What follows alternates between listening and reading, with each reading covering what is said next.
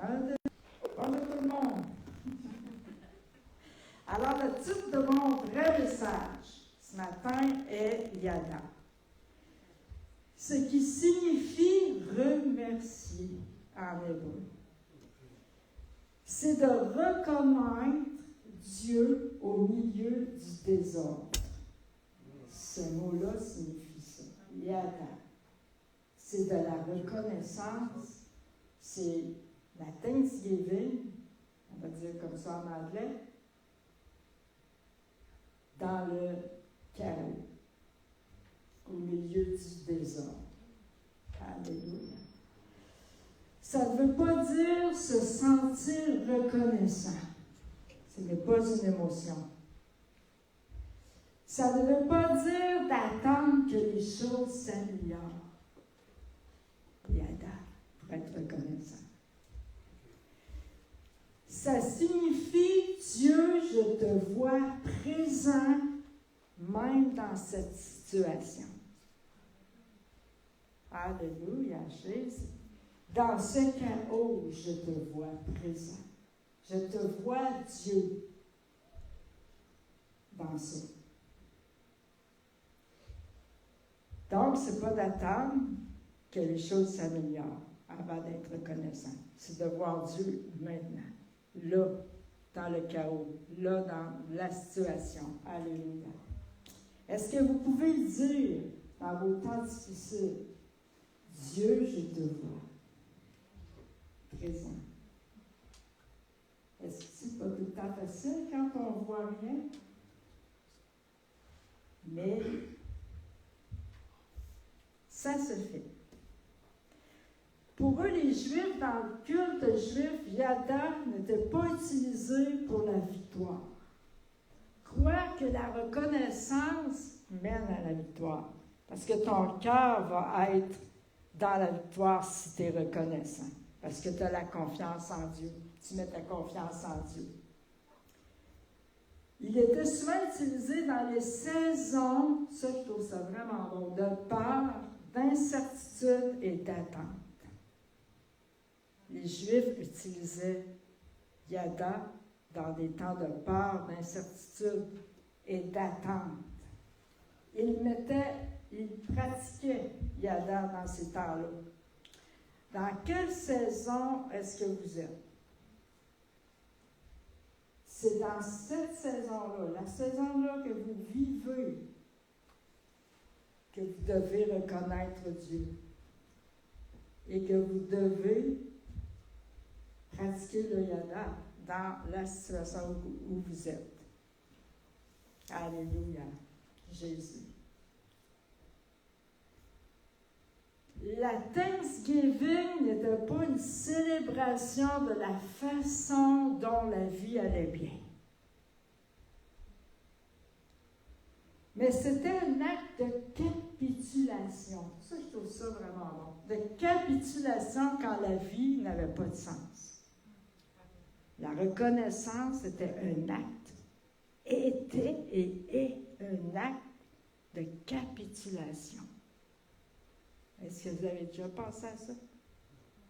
Quand tu es reconnaissant, c'est un acte de capitulation. Parce que quand nous donnons des actions de grâce à Dieu dans les moments difficiles, c'est une capitulation envers Dieu. Parce que sinon, tu te débats toi-même. Tu vas te débattre toi-même. La Thanksgiving, le Yada, c'est se rendre à Dieu et de lâcher prise. Avez-vous déjà vu ça comme ça?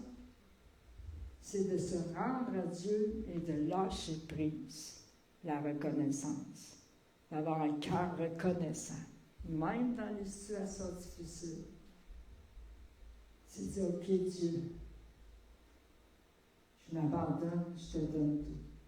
Merci pour ce que tu vas faire. Alléluia. Merci parce que tu es bon.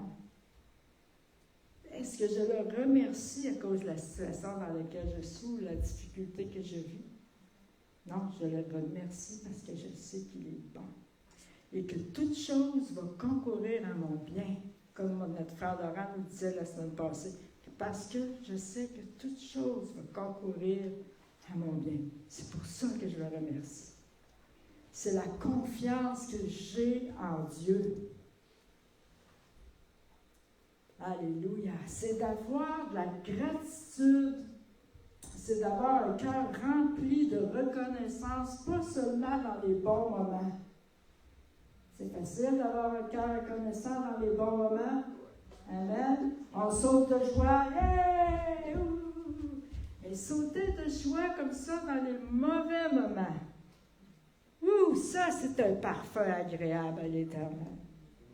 Amen. Ce parfum-là de joie, de réjouissance, de reconnaissance dans les temps difficiles, c'est un parfum agréable devant Dieu. Est-ce que vous êtes capable de vous réjouir, même dans les temps difficiles? Alléluia, Jésus. Et c'est ce qui nous donne la force de continuer. Alléluia. Le yada est un mode de vie.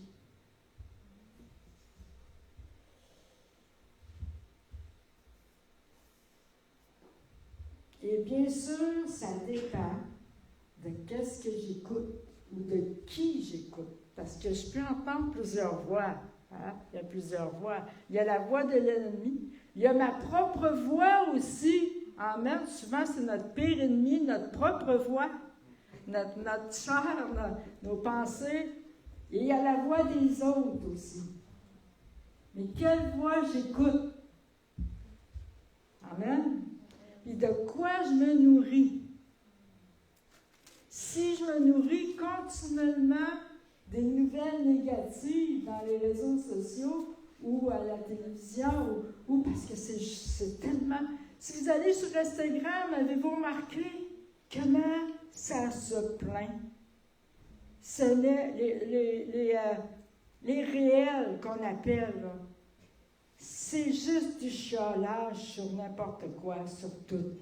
Si je passe mon temps à me nourrir des réels, ils appellent ça réel. C'est pas vraiment la réalité, en passant, parce que c'est le virtuel. Le virtuel n'est pas la réalité. Si je passe mon temps à me nourrir des réels que sur Internet,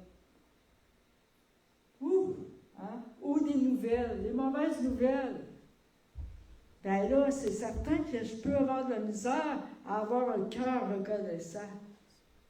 Et ça va peut-être notre problème, toute la vie est décourageante. Dans quel monde on s'en va? On n'a pas fini, hein? Là, ça va avec cette mentalité-là, on n'a pas fini. Tu veux dire? Tu veux dire, excusez, je suis québécoise, tu veux dire? Mais c'est pas mal en soi d'être québécois. Parce que quand tu vas sur Instagram, là, OK, j'avoue, j'y vais de temps en temps, mais je finis par le fermer, c'est juste de la cochonnerie. Mais il y a beaucoup de plaintes à propos des Québécois. Avez-vous vu ça? L'hiver, la neige, les Québécois, Je dis, voyons, pourquoi vous venez au Québec d'abord si vous vous plaignez des Québécois et du Québec? Amen. Mais c'est vraiment comme ça. Il y a vraiment une mentalité, écoute, dans le monde, c'est comme ça, mais des fois, on voit ça même dans l'Église, de se plaindre. Alléluia. Et ça dépend d'avec qui je me tiens. Ça dépend de mon entourage. Quel est mon entourage? Si je suis toujours avec des gens négatifs qui se plaignent de tout et qui chialent sur tout et qui critiquent les autres aussi. Critique un, critique elle, critique lui. Tel frère, telle sœur, puis là, toi, t'écoutes ça. C'est sûr que c'est difficile à ce moment-là, d'avoir des pensées en accord avec la parole de Dieu. Fait que ça dépend de ce qu'on écoute, qui on écoute, de quoi je me nourris, avec qui je me tiens et de mon entourage. C'est certain que des fois, les entourages au travail, c'est pas ce qu'il y a le plus facile. Amen. Mais Stéphanie, elle sait. Il y en a d'autres qui le savent, hein? Troisièmement, plusieurs façons de pratiquer le yada dans notre propre vie. Premièrement, la gratitude n'est pas quelque chose que vous attendez de ressentir. C'est quelque chose que vous choisissez de pratiquer. Est-ce que vous saviez? Si vous attendez de ressentir la gratitude, ça peut prendre du temps des fois, hein? Parce que des fois, on a les émotions. Ou des fois, on n'est pas de bonne humeur. Mais j'ai déjà entendu quelqu'un dire pourquoi tu ne louais pas? Je n'étais pas de bonne humeur.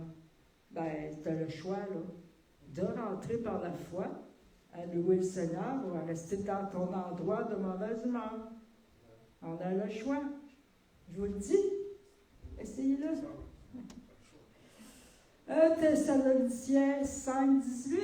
Rendez grâce en toutes choses, car c'est la volonté de Dieu à votre égard dans le Christ Jésus.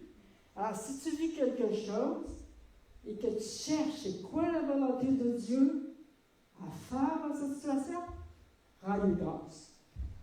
Donne des actions de grâce. C'est la volonté de Dieu. Amen. Je viens de le lire. Que tu donnes des actions de grâce, que tu aies un cœur reconnaissant. Tu vas passer beaucoup mieux à travers ce que tu vis que si tu te plains ou que tu es négatif. Je ne parle pas ici que tu as besoin de parler parce que tu vis quelque chose de difficile à quelqu'un de confiance, tu as besoin d'en parler. Ce n'est pas de ça que je parle. Il faut faire la différence. Je parle de se plaindre, puis d'avoir une mentalité de négative, d'avoir un cœur amer finalement. Et puis ça dit, en toutes choses, pas pour toutes choses. C'est-à-dire, je ne le remercierai pas pour ma maladie, ou je ne le remercierai pas pour cette situation que je vis qui est très difficile. C'est en toutes circonstances. C'est ce que c'est le yada. Et l'apôtre Paul encourage les croyants à être reconnaissants en toutes circonstances comme une manière de faire confiance à Dieu.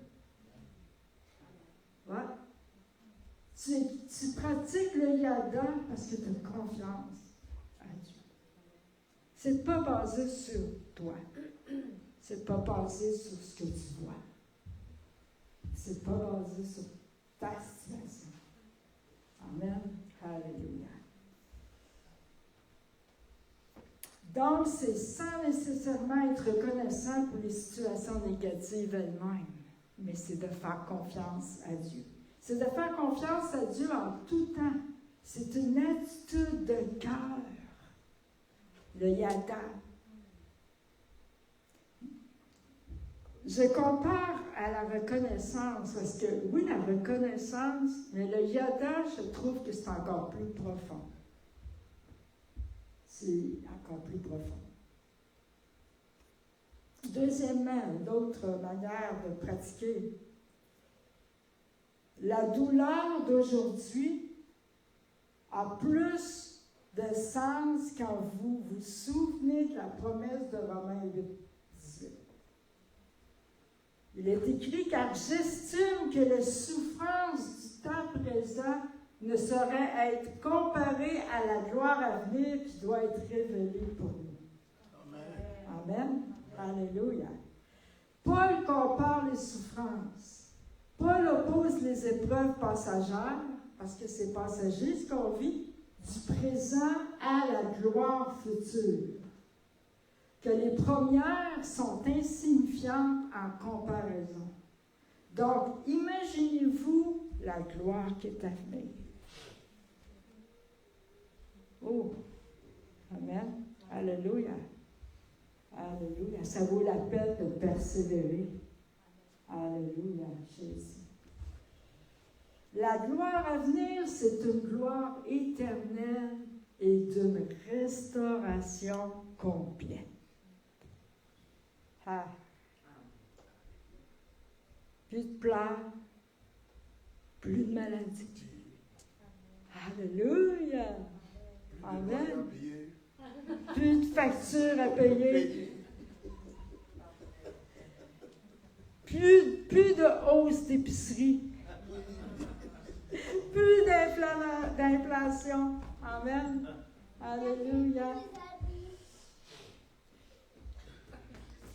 C'est ce que nous attendons avec espérance, n'est-ce pas? Amen. Il est cute, le petit bonhomme. Il a toujours le sourire. Puis je trouve qu'il est respectueux aussi. Il ne cherche pas à toucher à rien. Il est comme juste joyeux, puis, tu sais, j'ai remarqué ça, il est joyeux, mais il ne cherche pas à toucher à rien. Tu sais, c'est spécial. Donc, cela nous parle de l'espérance dans la souffrance. Ce n'est pas d'ignorer la douleur, non, mais la replacer dans un contexte plus large. Changeant notre perspective et un but aux difficultés. Ça nous donne un but aux difficultés. C'est vraiment un changement de perspective qui a envie des douleurs, des souffrances. C'est de voir la gloire de Dieu qui est à venir. La gloire qui est à venir pour nous. Alléluia. Notre espérance. Jésus. Se plaindre est souvent la façon de notre cœur de dire « Dieu, je ne fais pas confiance à ce que tu fais en ce moment. » Et on le fait des fois. Dans une situation, se plaindre, c'est de dire « Je ne fais pas confiance à ce que tu fais. » Ouf! On s'en rend pas compte, hein? C'est des habitudes qui sont humaines, on va dire. Des habitudes qui sont humaines.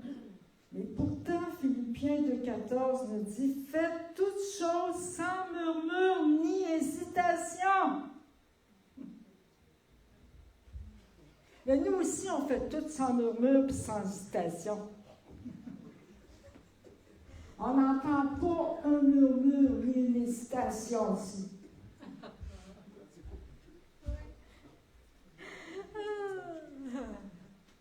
Alors, c'est de prendre conscience de nos pensées négatives avant qu'elles ne deviennent des paroles. C'est de faire confiance à Dieu, même les uns envers les autres. Amen. Si je critique un frère, je critique une sœur, ou je me plains d'un ou de l'autre, je ne fais pas confiance à Dieu. Dans qu'est-ce qu'il est en train de faire pour cette personne-là. Avez-vous déjà pensé à ça? Tu dis, je ne te fais pas confiance. Jésus, je ne te fais pas confiance pour cette personne-là. Ouh! Amen. Moi, ça m'est déjà arrivé, ça m'est déjà pas une fois, là, on l'avoue, on est tous dans le même bateau. Mais une fois en particulier, le Dieu m'a repris. C'était à propos d'un homme de Dieu, d'un pasteur, et puis j'avais pas des bons feelings, mais j'avais pas une bonne attitude. Puis j'étais avec mon mari, puis j'en ai parlé. Et puis le Saint-Esprit est venu sur moi, puis il m'a dit, tu ne me fais pas confiance. C'est moi qui l'ai placé là. J'ai comme... j'ai devenu bouche bée. Comme ça, j'ai comme... Ma langue, elle a instantanément collé. Puis mes lèvres ont instantanément collé comme ça. Puis là, c'était lui qui m'a parlé. Là, pour vrai, je ne parlais plus. Puis là, je disais, OK, Seigneur. Mes attitudes ont complètement changé à ce moment-là envers cette personne-là. Peu importe les erreurs que la personne faisait, ou les choses que je pensais qui étaient des erreurs parce que c'était pas comme moi, ou c'était pas parce que c'est pas ce que moi j'aurais voulu. On peut être comme ça envers d'autres frères et sœurs. Là. Moi, je suis homme, c'était un homme de Dieu, le pasteur. Je devais avoir confiance en Dieu pour cette personne-là, que Dieu savait ce qu'il faisait. Et c'est la même chose entre nous, d'avoir confiance en Dieu, que Dieu sait ce qu'il fait. Que c'est lui qui t'a placé où tu es, c'est lui qui t'a amené ici, c'est lui qui fait l'œuvre en toi. Avoir confiance que c'est l'œuvre que Dieu a commencée en toi, il va la rendre parfaite. Amen. Même si ça ne fait pas ton affaire présentement. Parce que des fois, c'est vrai qu'entre frères et sœurs, il peut y avoir un peu d'épines. On est toutes des roses, mais des fois, il y a des épines.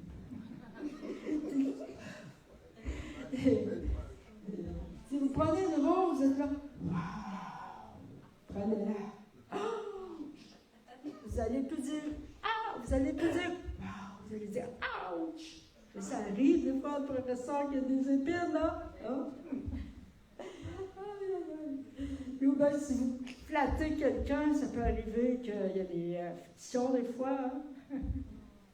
Alléluia. Et c'est de faire confiance les uns les autres.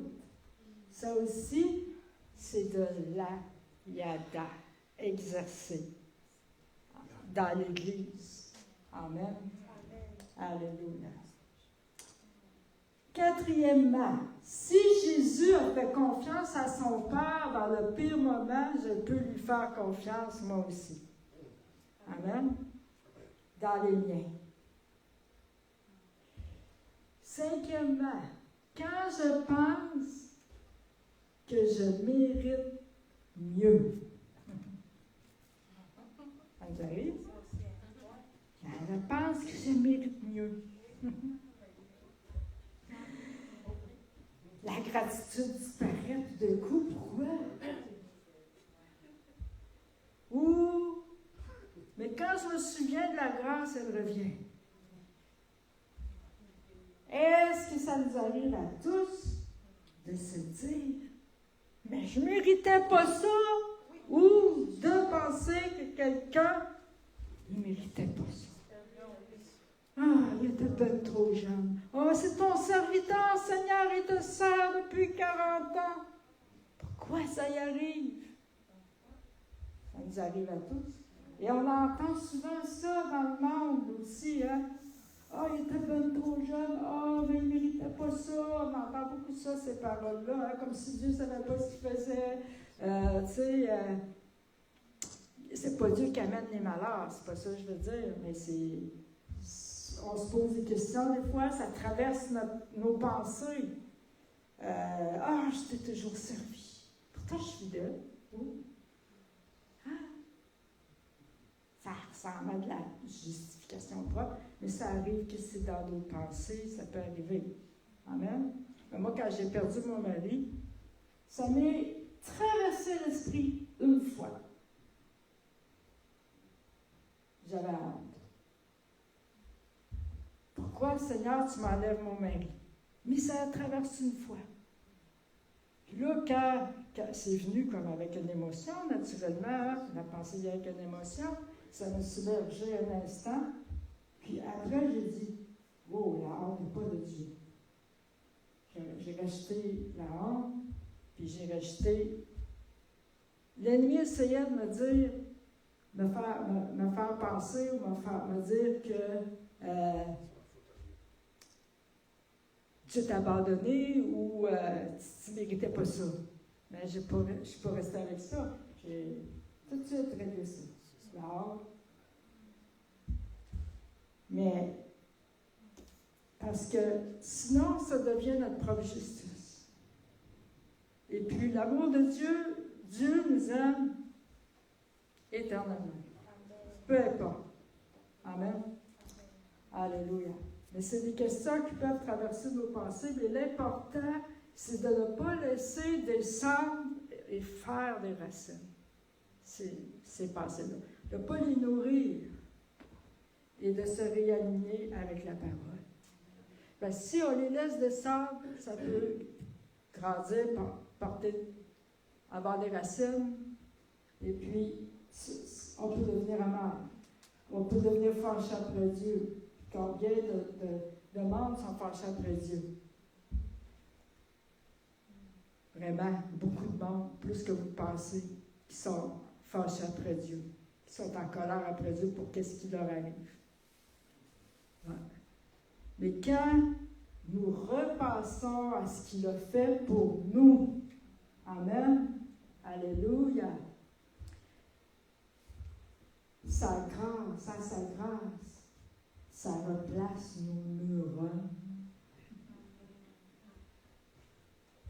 Ça réaligne nos neurones, nos pensées, nos neurones.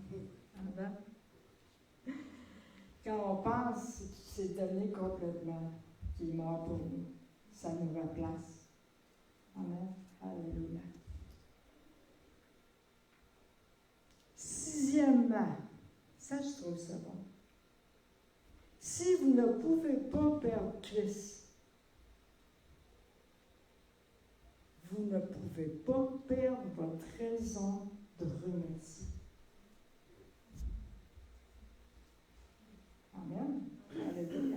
Romains 8, 35 à 39.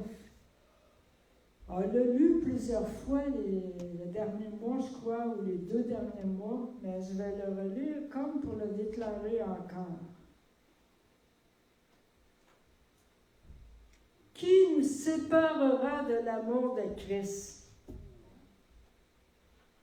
À moins que ce soit toi qui décides, il n'y a rien qui peut nous séparer de l'amour de Christ. Sera-ce la tribulation ou l'angoisse? Même pas l'angoisse. Ou la persécution, ou la faim, ou la nudité, ou le péril, ou l'épée. Je ne pense pas qu'encore ici on vive ça. Selon qu'il est écrit, c'est à cause de toi qu'on nous met à mort tout le jour, qu'on nous regarde comme des brebis destinées à la boucherie. Mais dans toutes ces choses, nous sommes plus que vainqueurs. Alléluia, par celui qui nous a aimés. Car j'ai l'assurance que ni la mort, ni la vie, ni les anges, ni les dominations, amen, ni les choses présentes, ni les choses à venir. On peut avoir confiance dans le futur. On peut avoir confiance dans l'avenir. Que rien ne nous séparer de l'amour de Christ. Alléluia. Amen. Que rien, à moins que toi tu décides que tu t'éloignes, mais même à ça, il va te poursuivre.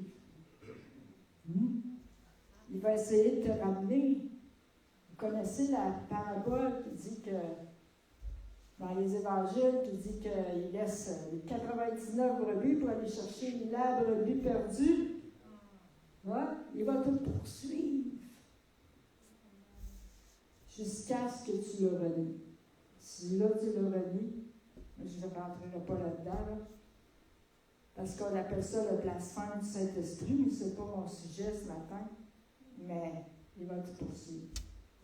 Il va vouloir te ramener. Amen. Alléluia. Et c'est ce qu'il désire faire, ceux qui se sont éloignés. Les ramener. Alléluia. Les ramener à la maison. Il veut ramener sa famille. Amen. Dieu, c'est un Dieu de famille. Alléluia. Amen. Il a créé l'homme et la femme. Il a dit de se multiplier. Il a créé aussi le corps de Christ. Il nous a tous sauvés, réunis ensemble. On est tous différents. On a tous le même Père, par contre, Père céleste.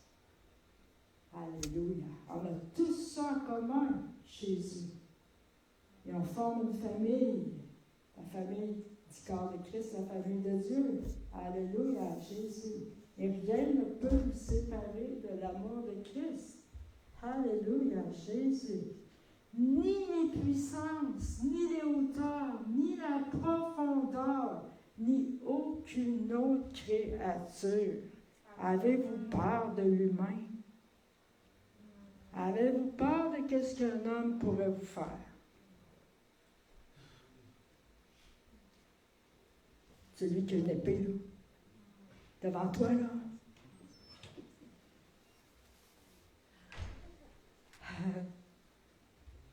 Ça serait peut-être un peu différent, mais j'ai lu tout à l'heure qu'on pouvait exercer la yada même dans la mort. Dieu, merci parce que tu vas me délivrer. Ou parce que j'ai la vie éternelle. Alléluia. C'est pas évident quand c'est sur le coup. Donc, rien ne peut nous séparer de l'amour de Dieu manifesté à Jésus-Christ notre Seigneur. La Thanksgiving, bon, le yada, n'est pas d'être reconnaissant pour ce que nous pouvons voir. Facile d'être reconnaissant, hein? Oh Seigneur, merci pour ma belle maison. Ça, je la vois. Oui, ça ne veut pas dire de ne pas être reconnaissant pour ce que tu as. Justement, il faut être reconnaissant aussi pour ce qu'on a. Mais le yada, c'est d'être reconnaissant, c'est d'apprendre à faire confiance à Dieu avec ce que nous ne pouvons pas voir encore. Dans nos situations, dans nos choses. D'apprendre à être reconnaissant dans ce que nous ne pouvons pas voir, à faire confiance à Dieu. Dans qu'est-ce qu'on n'a pas encore? Dans l'invisible. À croire aux choses invisibles. Alléluia, Jésus. Croire à la guérison, croire à ce que tu espères, que tu ne vois pas encore. Alléluia, Jésus. Ce n'est pas de nier la réalité, mais c'est de mettre notre espérance dans la réalité céleste, dans la réalité des choses d'en haut, dans les promesses de Dieu, dans sa parole, dans qu'est-ce que Dieu dit et dans qu'est-ce qui est déjà accompli aussi dans le ciel pour nous. Amen. Qu'on ne voit pas encore sur la terre ou dans nous. Amen. Alléluia.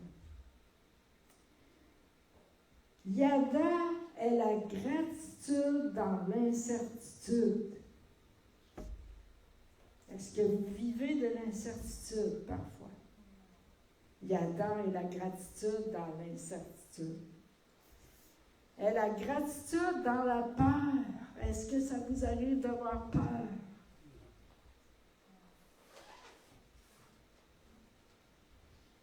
C'est la gratitude en attendant. Si long des fois attendre, ça exerce la patience. Amen. Mais ça nous apprend à avoir la gratitude même dans l'attente. Amen. Alléluia. C'est d'avoir la gratitude dans la confusion.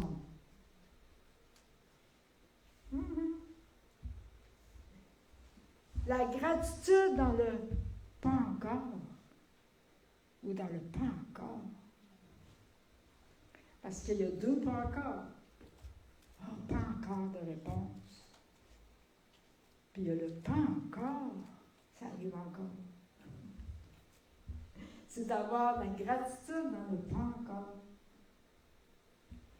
C'est d'avoir la gratitude dans même ça. Même ça. Même ça. Alléluia, Jésus. Même dans ça. Ça dit, Dieu, je te dis merci maintenant parce que tu sais déjà ce que je ne sais pas. Tu sais tout. Tu es en contrôle de tout. La yada, c'est ça. C'est de dire merci parce que tu sais déjà ce que moi, je ne sais pas. Ah! Alléluia! Est-ce que c'est facile d'exercer le yada? Comme j'ai dit tout à l'heure, ça se pratique. Et ça se développe. C'est une attitude qui se développe. On a développé bien souvent dans le monde une attitude négative, contraire. Mais dans le Seigneur, c'est une attitude qui se développe, la gratitude, le yada. Ou le Thanksgiving. Vous pouvez le prendre en anglais si vous voulez. Moi, j'aime bien le mot Thanksgiving, mais j'aime beaucoup le mot yada. Maintenant que je connais la profondeur. Alors, ce matin, où que tu te trouves en ce moment, peu importe ta situation, si le diagnostic n'est pas bon, si tu es dans l'attente, ou si tes finances n'ont pas de sens, ou si tu es dans une relation qui n'est pas encore résolue, que t'attends, ou si l'avenir semble incertain pour toi, ou si tu es malade, tu peux encore y aller. Amen. Alléluia. Parce que la reconnaissance biblique n'est pas construite sur ce que vous avez.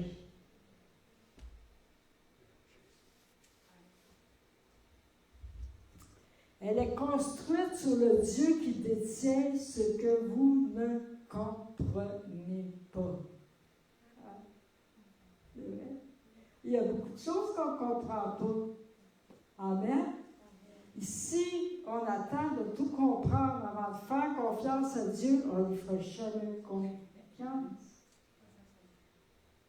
C'est de faire confiance même dans les choses qu'on ne comprend pas. On ne comprend pas les pourquoi. On ne comprend pas quand. Il y a son timing. On met beaucoup de si et de mais on ne comprendra pas tout. Et c'est de lui faire confiance quand même dans ça. Alléluia, Jésus. Vous pouvez lui faire confiance, je leur ai dit, dans ça. Qu'est-ce que signifie dans ça? Peu importe ce que tu vis, tu peux lui faire confiance dans ça. Amen. Alléluia. Alors ce matin, je ne vais pas prêcher plus longtemps. Je n'ai pas à cœur de prêcher plus longtemps, mais j'aimerais peut-être que, pour terminer, qu'on se lève debout. J'aurais quelque chose à dire. Oui, tu peux dire un témoignage, un mot. Quand tu parlais de ne pas faire confiance à un frère ou une sœur. Non, pas ça. J'ai dit, pas de ne pas faire confiance à un frère ou une sœur. De ne pas faire confiance en Dieu pour un frère ou une sœur. Que Dieu sait ce qu'il fait. C'est pas la même chose. Donc, quand quelqu'un va te dire quelque chose, que ce soit un frère ou une sœur, ou quelqu'un qui ne suit pas Dieu, et si ça ne fait pas son affaire, il y a de la colère qui sort. Là, parce qu'un pense de même, puis l'autre pense de même, mais que ce soit de quelqu'un qui suit Dieu ou pas, il y a une colère qui monte parce que chacun est persuadé d'avoir raison. Donc, moi je pense que si c'est un frère ou une sœur, c'est de remettre ça devant Dieu. Puis de Amen. montrer qui a raison, qui a tort. Ça, je l'ai expérimenté. Et puis, la Bible dit prier pour Rosalie. Je ne me trompe pas. Donc, Amen. tu dois prier pour lui. Amen. Tu dois prier pour la situation, puis tu dois prier pour la volonté de Dieu. Amen. Ouais. C'est un bel exemple. Merci. Alléluia, Jésus. Est-ce que quelqu'un d'autre voudrait témoigner quelque chose par rapport à ça? Un vécu, une expérience, un verset que vous avez reçu, une image que vous avez eue, une prophétie? Il y a, moi, je l'ai expérimenté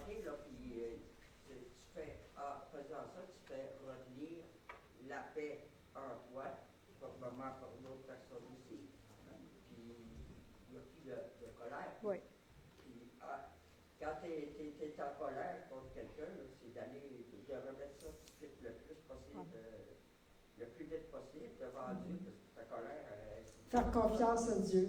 Ouais, ta colère, là, plus vite tu le fais, moins tu vas être en colère longtemps. Amen. Oui, puis Dieu, il dit de ne pas se coucher en colère.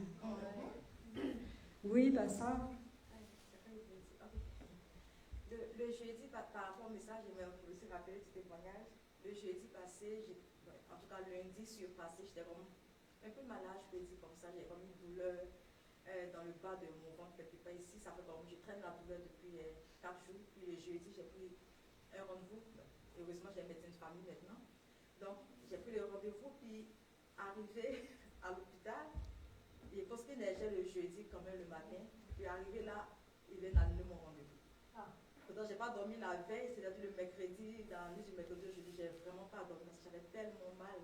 Et puis là, j'arrive à l'hôpital, pensant que je serais au moins soulagée par peut-être, je ne sais pas, de la médication, peu importe là. Et puis là, mon rendez-vous a été annulé. J'ai dit que ils ont dit non, c'est annulé, que c'est reporté au 2 janvier. Là, tout de suite, je me suis mise en colère. Là, je dis, mais c'est pas possible. Mais là, la première fois, je me suis vraiment fâchée. Puis je me plaignais, j'étais comme, mais qu'est-ce qui se passe? Mais pourquoi est-ce que je n'étais pas avertie bien avant? J'étais comme, mais j'ai mal, à quel moment j'ai fait mes examens? J'étais comme, je me plaignais réellement. Et puis il disait, arrête de te plaindre, dis merci à Dieu. Quand il a dit, arrête de te plaindre, dis merci à Dieu parce qu'on ne sait pas pourquoi est-ce que c'est comme ça. Et puis là, tout de suite, quand il a dit ça, je me suis refroidie, j'ai dit, pardon Seigneur, merci pour tout ce que tu fais pour moi là. Amen. Je suis arrivée à la maison, j'ai passé la journée, ça au travail, j'ai passé toute la journée, j'ai oublié la douleur parce qu'il a prié pour moi, donc j'ai carrément oublié la douleur. Puis le soir, quand on est rentré vers 20h, il dit, mais c'est comment est ta douleur? J'ai dit, ah, que même. Je ne ressens plus la douleur comme avant. Amen. Ouais. Amen, c'est bon. C'est un autre bon exemple. Amen. Mais qu'est-ce qu'on vit? Amen. Oui, ma soeur.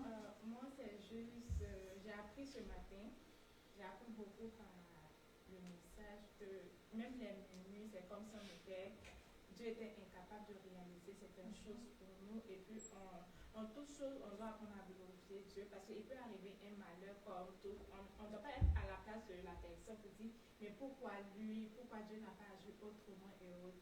C'est plus chercher Dieu en toutes choses, dans chaque situation qu'on vit. Et puis, le message aussi qui m'a beaucoup touché, c'est comme, c'est dans l'épreuve qu'on doit véritablement chercher Dieu.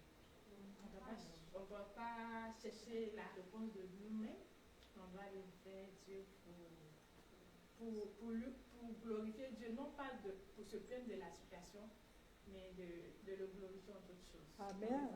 Amen, c'est bon. C'est vrai que les temps d'épreuve nous amènent dans plus de profondeur pour le connaître mieux, le connaître encore plus, en le cherchant, comme ma sœur a dit. Puis, ça nous amène aussi à connaître encore plus son amour, sa compassion, sa bonté, sa fidélité. Amen. Alléluia. Ça nous amène encore dans une intimité encore plus profonde quand on vit les épreuves, les situations de la bonne manière, en le cherchant. Premièrement, cherchez premièrement le royaume de Dieu et sa justice, et toutes ces choses vous seront données. Amen. C'est merveilleux. Amen. Et c'est pas merveilleux de vivre des choses difficiles, mais c'est merveilleux ce que Dieu fait. Sa fidélité, sa bonté. Amen. Oui, ma soeur.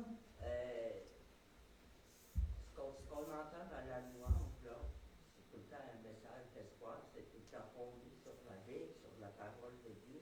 Ben, il faut y croire dans ça. Amen. En plus de chanter, il faut le voir, que ça pénètre en nous. Amen. Amen. C'est un message d'espérance. Oui. Un Amen. message qui fait du bien, qui donne la paix, qui donne la joie. Alléluia. L'amour de Dieu. Oui. Amen. Puis quand on le chante, on exprime, il faut le chanter et l'exprimer avec notre cœur, comme en le pratiquant. Amen. Que ce soit vivant. Que ce n'est pas juste des chants avec des belles paroles. Que ça pénètre en nous. Amen.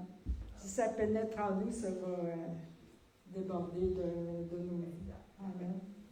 Je trouve ça bon, les partages, les témoignages. Est-ce que quelqu'un d'autre voudrait s'exprimer? Gênez-vous pas, hein? On est tous dans le même... ça nous a tous déjà arrivé de manquer de patience.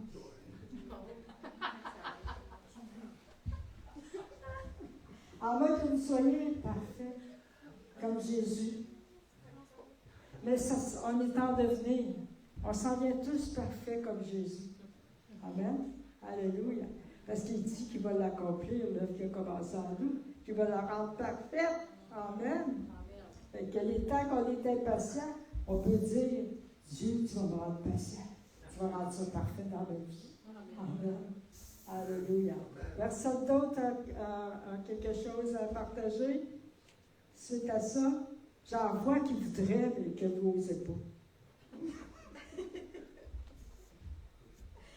Alors, ce qu'on va faire, c'est que j'aimerais que, là, j'aimerais ça que vous ayez les cœurs reconnaissants. Pourrais-tu donner une bonne main d'applaudissement avec un cœur reconnaissant? Pas pour moi, pour le Seigneur.